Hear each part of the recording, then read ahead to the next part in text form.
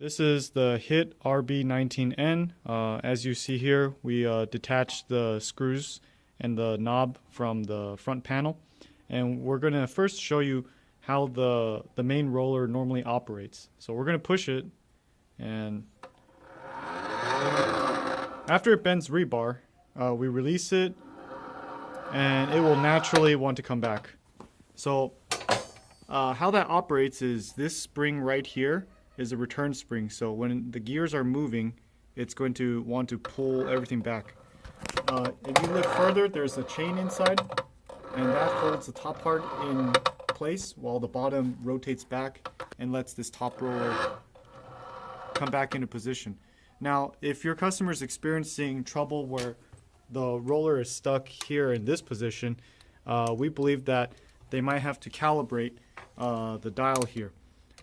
So this is where the dial normally is. It looks like this. Right now it's currently in the 90-degree position.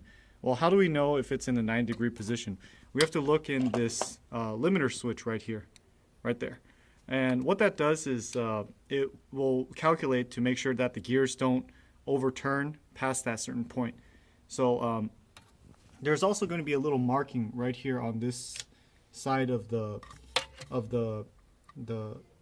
knob section, and what that is you align that up with this hole right here. There's a small hex key bolt, and that's a 3mm bolt, so it lines up perfectly with this little marking here, and that'll tell you that it's supposed to be locked in place.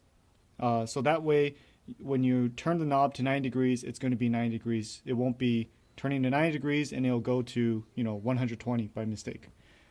So what your customer needs to do is make sure that this chain isn't detached, make sure that this coil isn't broken in any way, and make sure that the limiter switch aligns with the positioning of this. So right now it's in 9 degrees. It's going to look like it's at a 45-degree angle, and you've got to make sure that the knob section is lined up with this little marking over here. Okay? Any questions, please let us know, and we'll be sure to look into this for you. Thank you very much.